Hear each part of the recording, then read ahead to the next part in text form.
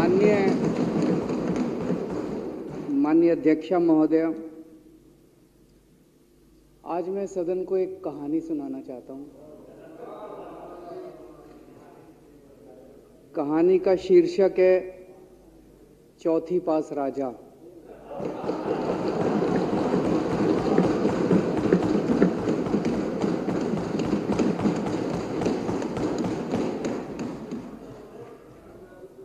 आपने बचपन में राजा रानी की बहुत कहानियां सुनी होंगी। मेरी कहानी में रानी नहीं है,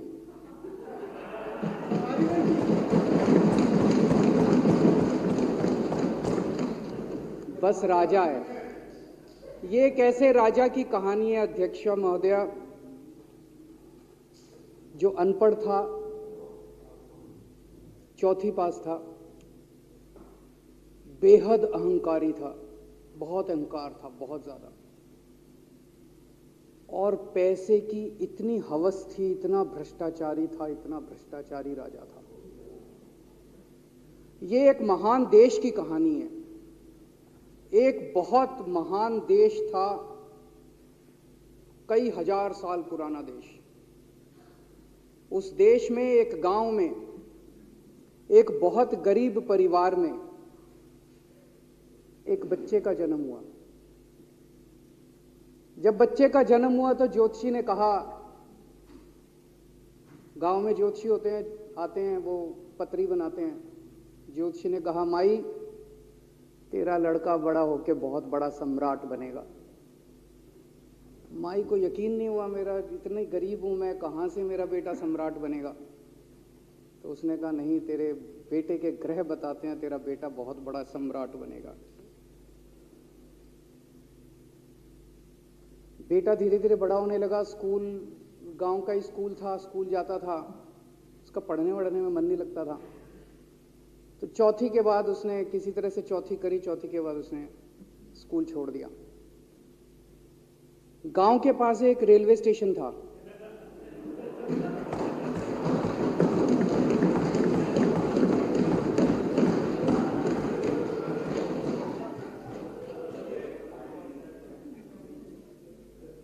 तो घर का खर्चा चलाने के लिए वो लड़का वहां स्टेशन पे चाय बेचता था।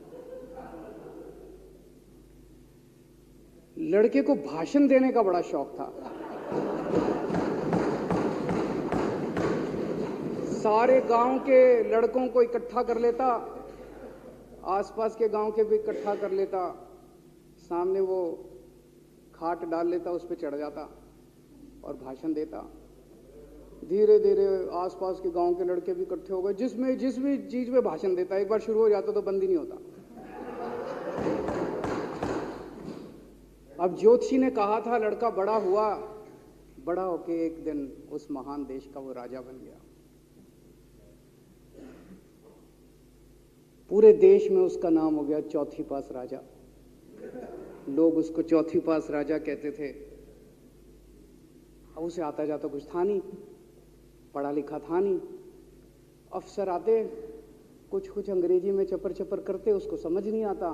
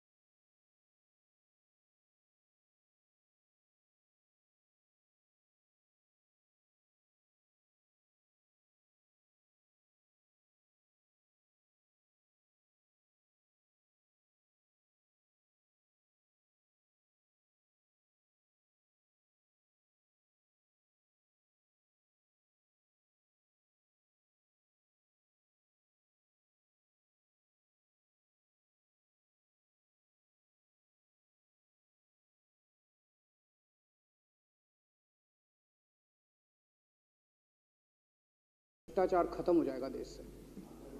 तो उसने कुछ पूछा, उसे कुछ समझ नहीं आया राजा को क्या कह रहे हैं क्या नहीं, पर उसे लगा यार कुछ धांसू आइडिया होगा।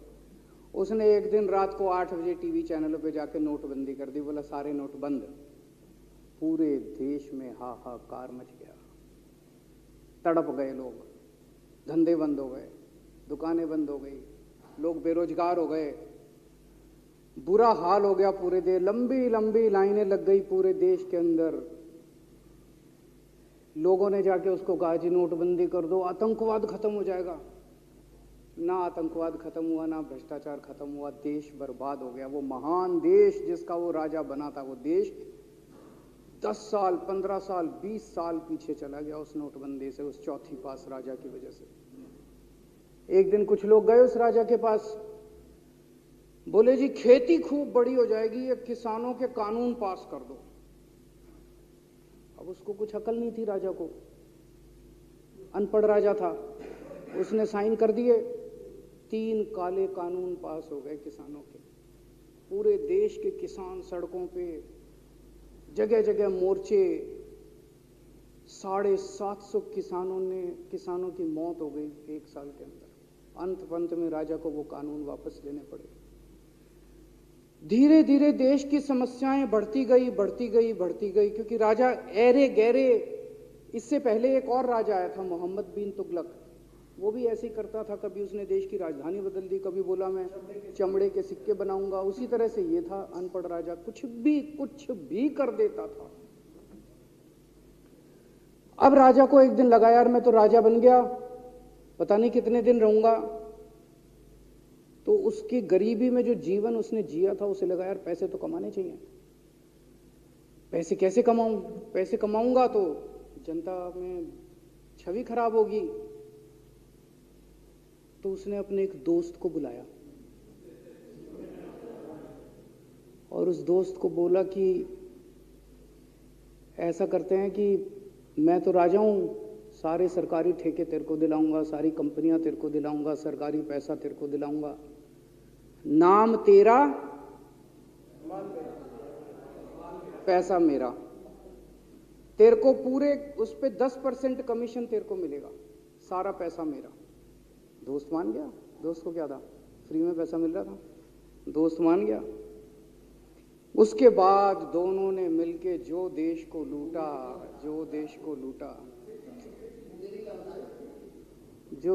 लूटा। सबसे पहले वो दोस्त आया, बोला सर सबसे पहले बैंकों को लूटते हैं। तो वो बोला वो कैसे यार, बैंकों को लूटेंगे तो ये तो ठीक नहीं है। बोला नहीं ऐसे करते हैं, आप किसी बैंक के चेयरमैन को बुलाओ, उसको बोलो कि वो मेरे को लोन देगा। तो बोला लोन देगा तो वापस करना पड़ेगा। बोला वापस कौन करेगा, वापस थोड़ी करना है, आप राजा हो, वापस नहीं करना, लोन दिला दो बस। तो राजा ने एक बैंक के चेयरमैन को बुलाया, बोला इसको लोन दे। तो वो चेयरमैन की सिट्टी पिट्टी गुम हो गई, यार मैं तो मर जाऊंगा, फंस जाऊंगा, वो भाग गया। तो फिर उन्होंने ढूंढ ढांड के एक ऐसा चेयरमैन चुना जो कि सरासर भ्रष्टाचारी, जिसके ऊपर 10 फाइलें खुली हुई, जिसके ऊपर 10 केस चल रहे, उसको बुलाया। बोला देख तेरे को चेयरमैन बना रहे हैं, अब तू 10,000 करोड़ रुपए दे दे इसको, नहीं तो तेरे को जेल भेजेंगे। जेल जाना है कि पैसे दे रहा है? उसने कहा माई बाप मैं जो कहोगे जहां कहोगे साइन कर दूंगा। उसने 10,000 करोड़ रुपए का लोन उसके दोस्त को दे दिया।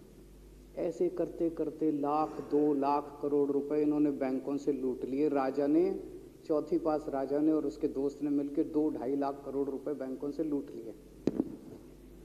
अब बैंकों से पैसा लूटने के बाद उन्होंने देश को खरीदना चालू किया। सबसे पहले उन्होंने देश के एयरपोर्ट खरीदे, पहले 6 एयरपोर्ट खरीदे, फिर उन्होंने बिजली कंपनियां खरीदी, फिर उन्होंने बिजली के दाम बढ़ा दिए पूरे देश के अंदर, फिर उन्होंने सी पोर्ट खरीदने चालू कर दिए, फिर उन्होंने कोयले खदानें ले ली, फिर इन्होंने पुलिस को भेज के जो लोगों की कंपनियां थी, प्राइवेट लोगों की कंपनियां, या बंदूक रख के उनकी कंपनियां छीन ली राजा ने और उसके दोस्त ने। हाहाकार मच गया पूरे देश के अंदर। इतनी महंगाई हो गई पूरे देश में। पहले गैस 400 रुपए सिलेंडर होती थी, चौथी पास राजा के आने के बाद 1100 रुपए सिलेंडर हो गई। पहले पेट्रोल 71 रुपए होता था, 97 रुपए हो गया। पहले डीजल 57 रुपए होता था, 90 रुपए लीटर हो गया। जब पेट्रोल के दाम बढ़ गए, डीजल के दाम बढ़ गए, तो सारी चीजों के दाम बढ़ गए। देश के अंदर हाहाकार मच गया। सब चीजों पे इसने और इसके दोस्त ने कब्जा। दूध पहले 46 रुपए होता था, 66 रुपए लीटर हो गया। बच्चों को माएँ दूध पिलाने लायक नहीं बची। घरों के अंदर छोटे छोटे बच्चों के दूध छीन लिए इसने, राजा ने। सरसों का तेल 90 रुपए लीटर होता था, 214 रुपए हो गया। बताओ, धीरे धीरे पूरे देश में हाहाकार मच गया। लोग अब राजा के खिलाफ आवाज उठाने लगे, लोग उसके खिलाफ बोलने लगे। तो राजा ने कह दिया, जो मेरे खिलाफ बोलेगा पकड़ के जेल में डालो। एक के बाद एक राजा ने लोगों को पकड़ पकड़ के जेल में डालना शुरू कर दिया। किसी ने राजा का कार्टून बना लिया, उसको भी जेल में डाल दिया। किसी ने राजा का नाम गलत ले दिया, उसको भी जेल में डाल दिया। किसी टीवी चैनल वाले ने राजा के खिलाफ लिख दिया, उसको भी पकड़ के जेल में डाल दिया। किसी जज ने राजा के खिलाफ कोई ऑर्डर कर दिया, उसको भी पकड़ के जेल में डाल दिया। ना जजों को छोड़ा, ना पत्रकारों को छोड़ा, ना मीडिया को छोड़ा, ना व्यापारियों को छोड़ा, ना उद्योगपतियों को, किसी को नहीं छोड़ा। राजा ने पकड़ पकड़ के उसने चौथी पास राजा ने सबको जेल में डालना चालू कर दिया। एक महान देश कहां से कहां पहुंच गया। उसी देश के अंदर एक छोटा सा राज्य था, उस राज्य का एक मुख्यमंत्री था।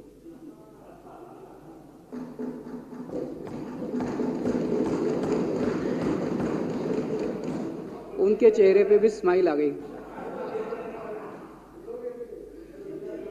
उनके चेहरे पे भी उम्मीद की किरण छा गई। वो मुख्यमंत्री अपने लोगों का खूब ख्याल रखता था। वो मुख्यमंत्री कट्टर ईमानदार था। वो मुख्यमंत्री कट्टर देशभक्त था। वो मुख्यमंत्री पढ़ा लिखा था।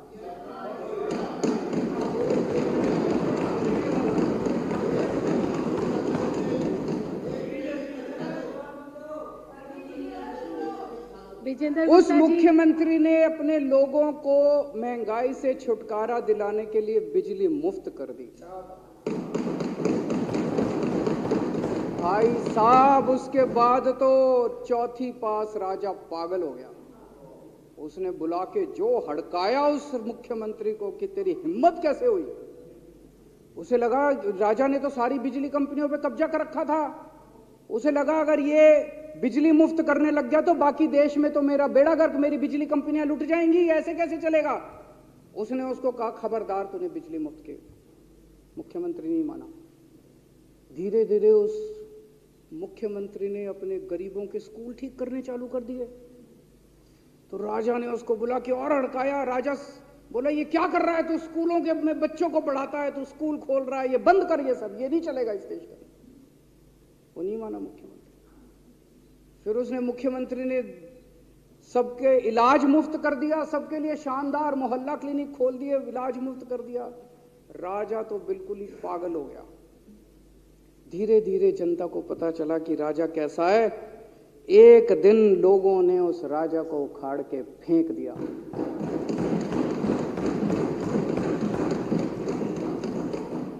और लोगों ने एक किसी ईमानदार और देशभक्त आदमी को वहां बिठा दिया और उनकी सरकार आ गई। और उसके बाद देश से महंगाई खत्म हुई और देश रात दूनी चौगुनी तरक्की करने लगा। तो जैसे हम बचपन में सुना करते थे, moral of the story, Hindi में क्या कहते, मॉरल ऑफ द स्टोरी का मतलब भाई इस कहानी में क्या प्रेरणा मिलती है। इस कहानी से, इस कहानी से ये प्रेरणा मिलती है कि अगर आपके देश में महंगाई है, आपके देश में समस्याएं हैं, आपके देश में सब कुछ गड़बड़ चल रहा है, तो सबसे पहले जांच परख के देखो आपका राजा अनपढ़ तो नहीं है। अगर आपके देश में सब गड़बड़ चल रहा है, बेरोजगारी है, बहुत सारी समस्याएं, जरा देखो राजा आपके राजा को कोई दोस्त तो नहीं है? अगर है तो सबसे पहले अपने राजा को उखाड़ के फेंको, नहीं तो आपकी समस्याओं का कोई समाधान नहीं होगा।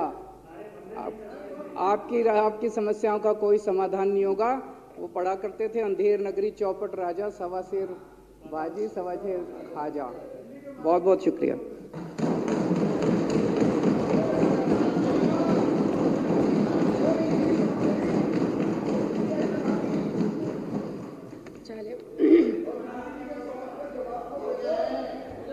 संकल्प पारित करना। अब श्री दिलीप पांडे माननीय मुख्य सचेतक द्वारा प्रस्तुत संकल्प सदन के सामने है। जो इसके पक्ष में है वो हाँ कहे, जो इसके विरोध में है वो ना कहे, जो इसके विरोध में है ना है, जो इसके विरोध में नहीं है वो ना कहे। हाँ पक्ष जीता, हाँ पक्ष जीता। संकल्प स्वीकार हुआ।